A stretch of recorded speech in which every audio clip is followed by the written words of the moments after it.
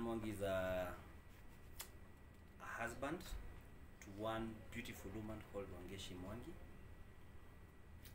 father to two beautiful daughters, Bella Njeri Mwangi and Amara Njoki Mwangi.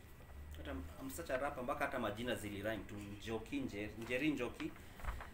I'm a born again Christian, unashamedly. Got born again on the 20th of February 1999 in the Great Lenana School. I am a poet, I'm a journalist, I'm a sanguine.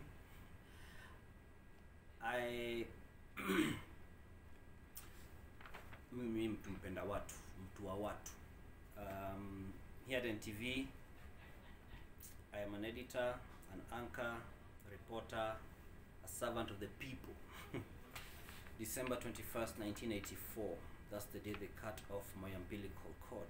Came from a then family of 4 from a humble abode, somewhere in Eastland's first phase of Umo. But barely 2 years later, we were packed and moving to a cross town where we then packed in Woodley. My folks were strict, but with time as we grew, they became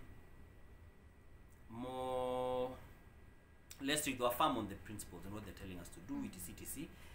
But as we grew up, we became more friends with them, especially when we started getting into adulthood. So even like when my mom passed away in 2011, it was like not just a mother, it was also a friend who we lost for all of us. So we became friends. Tulikuwa maboys sana. Unajua nyumba yetu tulikuwa na madem. So mpaka tunafunza madem kusalimiana hivi hip hop. Tulikuwa tumemfunza vitu yani akamejionea mambo. So yeah, initially they were strict, but with time they became more less firm and allowing us to sort of like make your decisions. They'll be there to offer guidance, etc. I really liked playing around, playing sports nini. So kwa wale watu unaenda chuo, unacheza ukirudi mpaka kuna mchanga kwa nywele. Then isipoteza viatu, sweater, juu mimi kwa msempoa na kiatu yangu iko goal post kama sweater inakuwa goal post. Nafika mahali inapotea. I even had a neighbor of mine who used to call me a mole because nilikuwa mchafu hivyo. But the truth is I grew up with very low self-esteem. You know, when we're kids, when we went kwa place iko na mapipa kutafuta zile box metupo ndo tutengeneze tu gari. There's a neighbor of ours, I think he had dropped his packet of cigarettes, I think in water or something, so he threw the whole box. Sasa zimekauka. Huyo mimi nikazipata nikasema, wow, the gods of tobacco have smiled on me today. Then nina mahali naanza kusmoke. Then eventually, what I used to do, I would almost get addicted, I think. Okay, I never got there, but I think I was on the path because we used to be in Lavington Primary School. We live at Moi Girls, so we used to drive home. So we walk from school to Valley Arcade, take a number 46 matatu, drop at Yaya, then walk. It's quite a distance. So when my big bro was in high school, when I was now the one in charge of my small bro, I tell that got na nini. Not fegi na fair. Tunatembea. Sasa ni mtu mdogo he'll just play along. Another thing I did which was very unwise. Nilitoboa masikio na pin. So alafu my folks couldn't know. Kafika mahali masikio inaanza kufura. So for about a month I remember sometime, fortunately mimi nilikuwa napenda kuvaa headgear. So nilikuwa navaa Marvin mpaka hapa ndio wazazi wasijue. Alafu inakata kupona juu na kijiti. Ukienda home lazima ukatoe or something, ukienda kuna mabeshte unavaa earring, unaona earring hapo toy, hata ufikiri mambo ya zi kwenda kuiboil. Unamwagia tu spirit mingi. So every morning I think for like a month or something I used to wake up finya kutoa pass every morning. Fortunately sikupata the growth some guys get. I didn't get that. Mine was just the whole ear hapa ilikuwa inafura. There's a friend of mine who we go to church with who her and her friends had started a childcare company, so I went to help facilitate the teens for a certain getaway where when the folks are in their own session, us guys were handling the kids. So I was handling the teens. So there's one of the ladies who was what do you call it? There's one of the ladies who was a poet also. That time she was what, 16, 17? And I was like, wow, that's really good. And so because now I was a poet, so now we kept in touch with her and a few others, but her mostly because she's almost very interested in spoken word. So when I'd go for, and she's also a born again Christian, so when we'd go for events, we'd know us guys are going kingdom agenda. So we'd meet up, at times even discuss some of the poetry. I'd help guide her, because I'd been performing long etc. She's called Julie, and Julie shot into the limelight when she was known to be the one who wrote to Uhuru Kenyatta's speech after he became president in 2013. See, when we were going for those events, her dad used to accompany her. One, because she was young, he didn't take care of his daughter. And then two, because some of the events were at night. Then three, support for his child, really. Yeah. And her dad, so I was in campus at the time. I was in KU doing my Bachelor of Arts in Business and Economics. And then she, when I invited him for my Thanksgiving for my graduation, he said he may not be available. I said, would you like to join our graduate trainee class? So I'm like, what's that about? I had no idea what it was about. But you don't look ignorant. I'm like, what does that entail? Those are vague questions. So he said HR will reach out to you.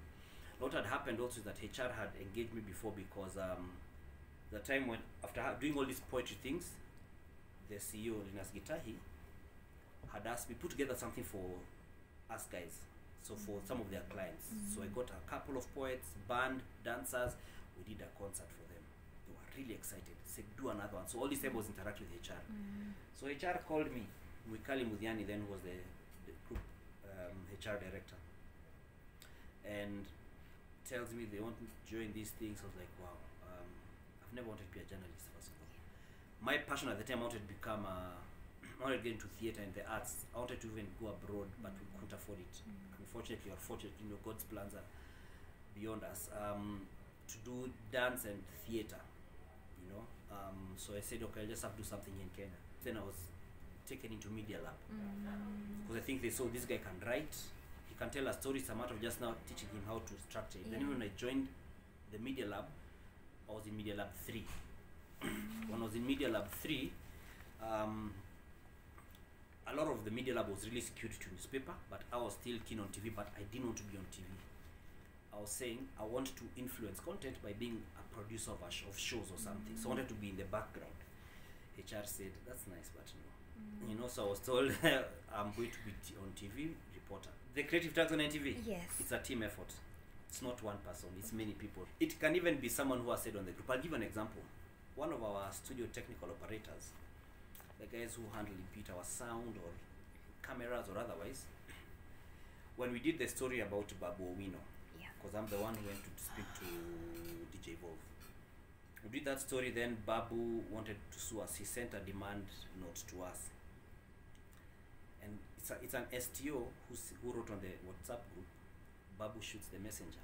It's a brilliant tag. So we went with it. I go to a church called AIC Ngong Road. And there I am an elder, believe it or not. No white hair, no, I have beards, but I'm an elder. I sit on the local church council. I've been there since, I'm in my second term.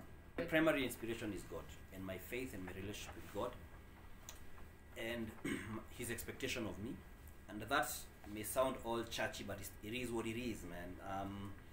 It could be in my work. In my work, God expects me to be excellent, so I do my best to be as excellent as I can be. God expects me to be fair, to be objective, to be void of any scandals. Like, I don't take money from news sources, for instance. Even if it's an expensive gift, I will choose not to. And what used to happen if I do something, even the times that I've been given money and I have had to return it, I would still declare the situation to my boss as a matter of integrity.